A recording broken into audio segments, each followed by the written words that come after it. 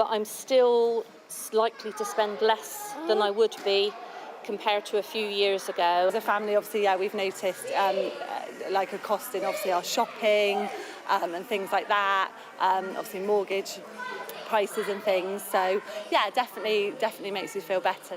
Inflation was driven down primarily by falling fuel prices. Good news for households and the Bank of England, as consumer price inflation, in red here, fell below its target rate of 2%, the green dotted line, for the first time since March 2021. There could be benefits for mortgage holders too, with markets predicting a 90% chance interest rates will be cut by at least 0.25% next month, with further falls forecast, the red line, next year. In the past week, we've seen GDP return to growth, wages rising less quickly, and now inflation falling faster than expected. All signs, perhaps, that the economic weather is on the turn, but there remains a black cloud over the public finances, and Rachel Reeves and her team are working out how to raise the £40 billion they say is required for public services just to stand still. Ministers are not ruling out cuts being part of the answer. We will not be returning to austerity, and we will present an honest set of spending plans that deal with the £22 billion black hole that we inherited from the previous Conservative government. That will be hard, but it's the right thing to do. The figures confirm pensioners, some protesting against winter fuel cuts at the Treasury, will see the triple lock deliver a £470 increase, but it's badly timed for benefits claimants. The new inflation data we got today is actually pretty bad news for people on benefits. So September's level of CPI inflation is used to uprate benefits next April. Benefits are already at a pretty low rate for people, and they're already likely to still be struggling with the cost of living. The other winners and losers of Labour's first budget will be clearer in a fortnight. Paul Kelso, Sky News. Well, our deputy political editor, Sam Coates, is in Westminster for us tonight. And Sam, Paul talking there about the budget winners and losers. And you have evidence tonight that even ministers are worried they are going to lose out. Absolutely, Anna. The budget is 2 weeks this evening, but today has been the day that the government, number 10 behind me, and number 11 and the Treasury have had to finalise exactly what they are going to do in that budget and spending review. And I can tell you the last 72 hours in Whitehall have been exceptionally tense, because cabinet ministers all round here believe that Rachel Reeves is asking for too much. She wants spending cuts that are too big. So they have, several of them have taken measures, taken steps, including writing to the Prime Minister over the head of the Chancellor Rachel Reeves, who they're meant to be negotiating with, and gone straight to the top to appeal for some help fighting back against Treasury cuts. Now, who is doing that? Well, I'm told that the list includes Angela Rayner, the Deputy Prime Minister, who has control of the Housing Department. There's Louise Haigh, who's in charge of the Transport Department, Shabana Mahmood over in Justice. 3 departments that have big budgets at risk of squeeze, particularly this year and next, all appealing to the Prime Minister. Now, I am told that invoking the help of the Prime Minister has helped things a little bit, but broadly speaking, in these cases, Keir Starmer has sided with his Chancellor. The budget now, in big picture terms, is all done. So there are a lot of people now just taking a deep breath and holding it to see how it lands in a fortnight. Coates live for us there in Downing Street tonight. Thank you. Now, the United Nations said again this evening that Israeli forces have fired on one of the watchtowers of its peacekeepers in southern Lebanon. The incident took place this morning. That was just one of the attacks in southern Lebanon, which includes a strike on the city of Nabatea. There, the Lebanese Health Ministry said an airstrike on a municipal building killed at least 16 people, the local mayor among them. On Monday, an Israeli airstrike on an apartment building in the northern town of Aitu killed more than 20 people, many of them women and children. Victims from that attack were laid to rest earlier in Bahabush, where Sky's international correspondent Alex Rossi begins his report. As they cradle their loved ones, the pain and anger is raw. Death to Israel, death to America, they chant. In all, 23 people are being buried, women and children among them.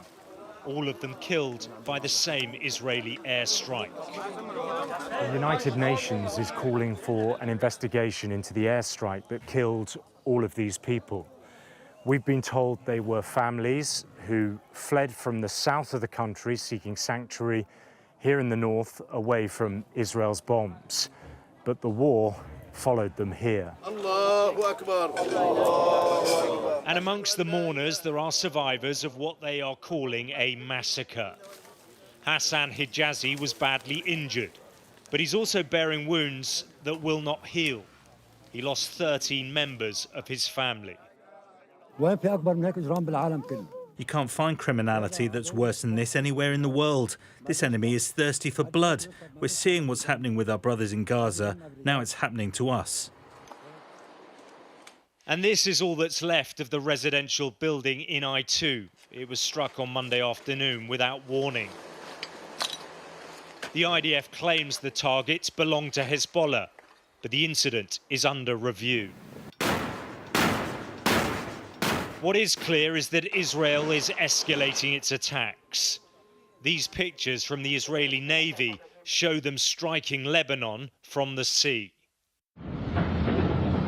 But it is in the south, in Hezbollah's strongholds, where the attacks are the most intense. This is Nabatea, a once vibrant town, but now a place of ruin. Many people, including the mayor, were killed in this assault. And along the border, the IDF's been blowing up areas where they claim Hezbollah tunnels are sighted. The number of people forced from their homes by the fighting is growing. Everywhere you look now on the streets, there are families in makeshift shelters. This conflict is already a catastrophe, and it is getting worse. Alex Rossi, Sky News, Beirut. Well, our international affairs editor Dominic Waghorn is in Tel Aviv. Dominic, Israel's assault on Hezbollah in Lebanon there, but their actions in Gaza, the subject of United Nations Security Council discussions today, as pressure for aid into the Strip continues. Yeah, and some extraordinarily strong words for Israel from its allies in America and also in Britain in that Security Council meeting. The Israelis claim that they have flooded Gaza with aid, and they say there are 500 trucks just waiting to get through, stuck somewhere in Gaza, not getting through to where they need to go. They're blaming Hamas for seizing the aid and selling it and profiting from that to fund its war effort. That simply isn't the way the British and the Americans see it. The Americans say that Gaza needs 350 trucks of aid a day to get in. It needs to have 4 crossings kept open and a 5th one open. It needs to see humanitarian pauses, and more effort needs to be made to get the aid to those who need it. The British deny the claims of the Israelis that it's all Hamas's fault. They say the Israelis are deliberately impeding and disrupting the flow of aid. And the Americans, in an extraordinary sort of claim, so they need to see proof from the Israelis that they are not deliberately starving the people of Gaza. And they're saying if that proof and other issues aren't brought about and convincing within 30 days, military aid may be suspended. But you have to wonder how much the Israelis believe that threat, because on the same day we've seen more of the kind of advanced military aid that Israel wants from America arrive there. So making sort of diplomatic reprimands on one hand, and on the other hand, giving more aid to the Israelis. And that aid will be vital for whatever the Israelis do to strike Iran in retaliation for the ballistic missile attack, retaliation that surely is imminent now. And the Americans saying they stand 4 square behind the Israelis and defending them against whatever the Iranians do in return, while also, as well as the British and other allies, remaining deeply concerned about the humanitarian situation unfolding in Gaza. Dominic, in Tel Aviv, thank you. Well, tomorrow morning you can see an interview with the former Foreign Secretary, Lord Cameron, on Sky News. He talked to my colleague Kay Burley about 2 Israeli ministers, Finance Minister Bezalel Smotrich and National Security Minister Itamar Ben-Gvir, he considered imposing sanctions on. I was looking at the things we could do to say to the Israelis, look, we back your right to self-defense. We know that you've got to deal with the Hamas threat to your south, the Hezbollah threat to your north. You're in an intolerable situation for a democratic, independent, sovereign country. But at the same time, we do want you to try and obey humanitarian law. And these two ministers are people who have tried, they've encouraged people to stop aid getting into Gaza and encouraged extreme settlers in the West Bank to carry out illegal acts. So it seemed to me it was worth looking at whether we could sanction these two individual ministers. And you can see Kay's full interview with Lord Cameron on Sky News Breakfast tomorrow morning from 7 a.m. Well, last night on Sky News at 10, we brought you a report from our Africa correspondent on the serious cholera outbreak. Tonight, we have a report on perhaps an even deadlier killer, famine. Famine has been confirmed in North Darfur State, where people are dying of hunger daily. While countrywide, nearly 1.5 million people are facing famine. A total of 25.6 million people are in the grip of acute hunger, millions more than when the conflict began. If things don't improve, another 13 areas of Sudan will be at risk of famine in the coming months. Well, Sky News went to two farming states in Sudan's breadbasket, Gadaref, where people are sheltering from fighting elsewhere and farmers forced from their land. Our correspondent, Yusra El-Bahir, also gained access to the edges of Al Jazeera state, where rebel forces have besieged the capital.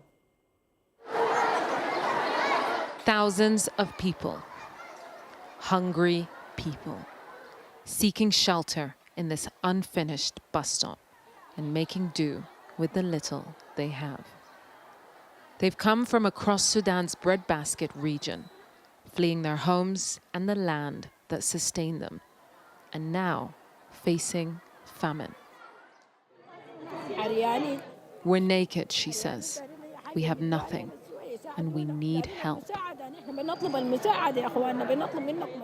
Those who are helping are dealing with insurmountable needs. You can clearly see the needs, even without people telling you. You can clearly see the needs that it's beyond what you can offer. With this huge landscape, with this amount of the rainy season and then the amount of seeds and everything, still people are suffering, still people are facing hunger. This is the huge landscape, thousands of hectares of arable land, here in Al Jazeera state, where the army is fighting to reclaim territory from the RSF, with checkpoints straddling the farms that are still under their control. We're on the edges of Al Jazeera state, the heart of Sudan's agricultural center, and people are passing through every day, fleeing the clutches of RSF terror. The young men who make it out are thoroughly searched. The full span of their home areas, now a militarized zone. And for the farmers hoping for a decent harvest, the war has taken its toll too.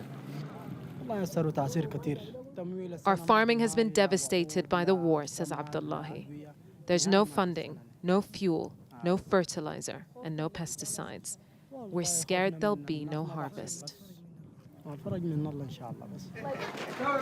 Thousands who fled their farms are working to survive in these makeshift camps.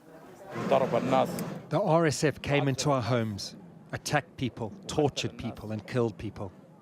We left our homes and our elderly who died of hunger, and our farms that grew wheat, sugarcane, eggplant, watermelon. We had to leave all of that behind.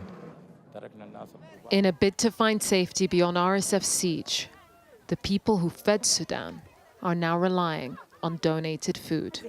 They came here with nothing, only what they escaped with. Yes, they're coming from farming areas, but they have nothing now to sustain themselves. They're in need, so we have to intervene. It's these people who face starvation that kept Sudan alive, strengthened by the support of those standing by their side. Yusra El-Bahir, Sky News, Gadaref, Sudan. More than 140 people have been killed by an exploding gas tanker in Nigeria. The tanker overturned on a highway in the north, spilling fuel, which people, including children, rushed to scoop up with buckets and cups. The wreck then erupted in flames. Many of the victims were buried in a mass grave.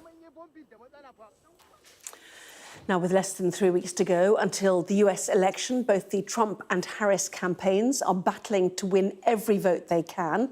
And there are concerns in the Democrat corner that support may be flagging a little from one of their most reliable sources. According to Sky's average of the most recent polling, Kamala Harris is ahead of Donald Trump by around 2 percentage points across all demographics. A recent poll in swing states suggests that 82% of black voters intend to vote for Ms. Harris, compared with only 12% for Mr. Trump. But it also suggests that the vice president loses some favour among black men under the age of 50, with 21% favouring her Republican rival.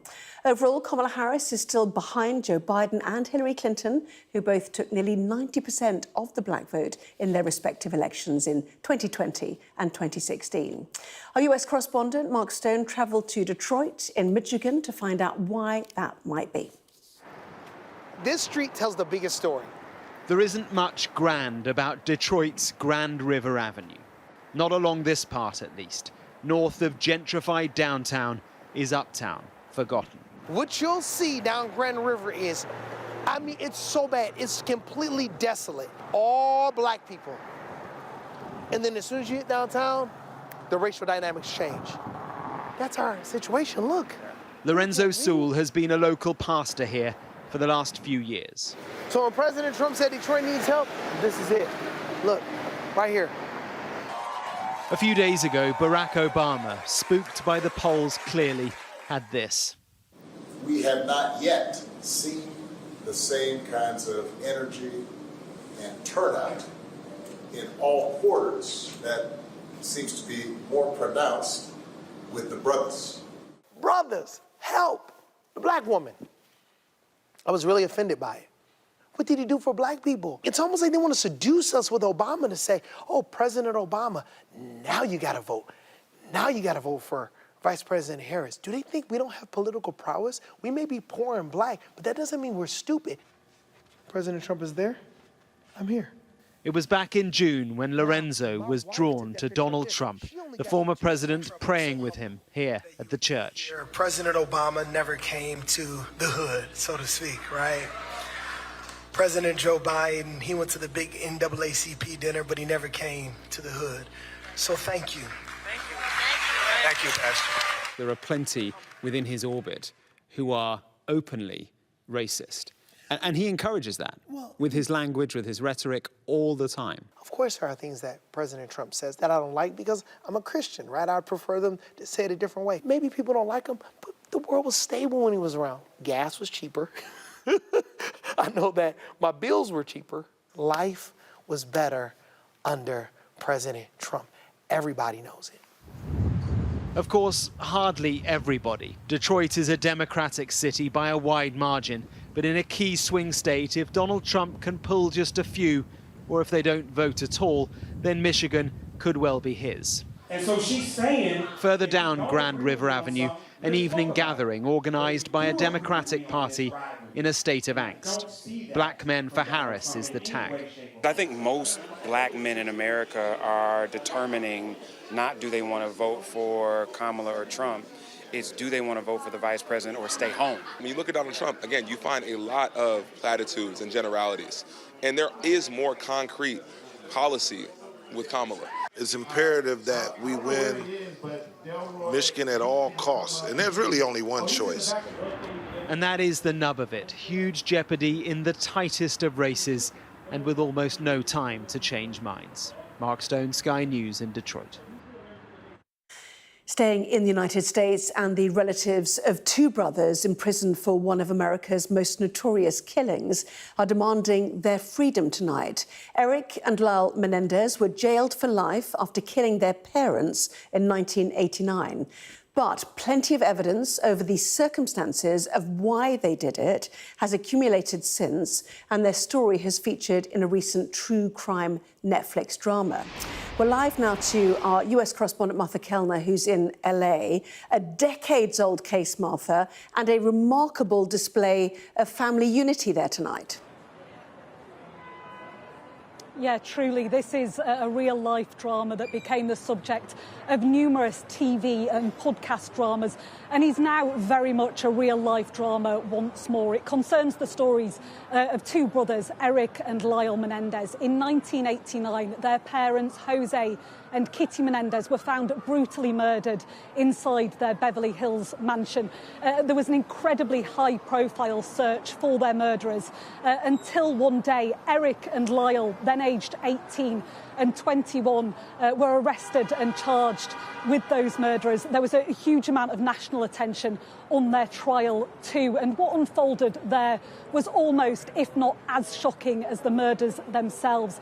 Eric and Lyle detailed in court what they said was years of sexual abuse at the hands of their father, Jose, who was a music industry executive. That first trial ended with a hung jury, but a second trial found them guilty of murder. They've now spent more than 30 years in a high-security prison over here. But now their lawyer was telling an assembled crowd, a huge crowd of media here at Los Angeles County Courthouse, that two pieces of new evidence have come to light that at the very least should ensure a new trial for the Menendez brothers. The first piece of evidence, he says, is a letter that Eric apparently sent a cousin before the murders, which revealed, he said, years of sexual abuse at the hands of Jose Menendez.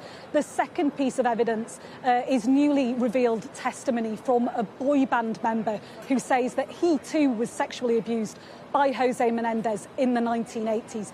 As you said, a huge amount of family unity around this case. There were dozens of Menendez family members here calling for the retrial or the resentencing of the brothers. You can hear now from a cousin of the Menendez brothers. Like so many others, I struggled to process the events of that fateful August day and the loss that I felt. Over time, it became clear that there were two other victims there on that day, my cousins Lyle and Eric. Lyle and Eric would continue to be victimized. They would be victims of a system that wouldn't hear them. And they would be victims of a culture that was not ready to listen. The Menendez family members have now headed across the road to meet with the district attorney, who's the highest profile legal figure in the city. He will decide whether to grant the Menendez brothers a new trial or resentence them. If he rules in their favour, they could have an immediate release. Martha, live for us in Los Angeles. Thank you. Now, England's new German head coach, Thomas Tuchel, certainly showed a touch of almost British understatement today. When asked by our sports correspondent about some of the over-the-top responses to his appointment in the media and online, his response was, everyone has the right to an opinion. He was speaking at Wembley after being introduced by his new employers, the FA, as Rob Harris now reports. This was once unimaginable. A German flaunting an England shirt on the Wembley pitch. Thomas Tuchel doesn't want to be defined by his nationality. Feeling as proud and privileged as any English manager, being entrusted with one of the biggest jobs in football. Welcome to Wembley Stadium for this unveiling of our new England senior men's head coach, Thomas Tuchel. But one bringing an often unforgiving spotlight. I'm sorry, I just have a German passport. Some aghast the FA went overseas for a men's manager for the third time. Do you fear that if there are challenging moments, there'll be extra pressure on you because you're not English? And were you shocked by the reaction? Some of the headlines say it's a dark day for English football because you are a German with the Three Lions job. Everyone has a right to have its own opinion, but I have a little bit of history in English football. I will show fullest respect to my role, to the anthem, and of course to the country. I will try to focus on football and win our supporters over with our team. Are you now going to put yourself in an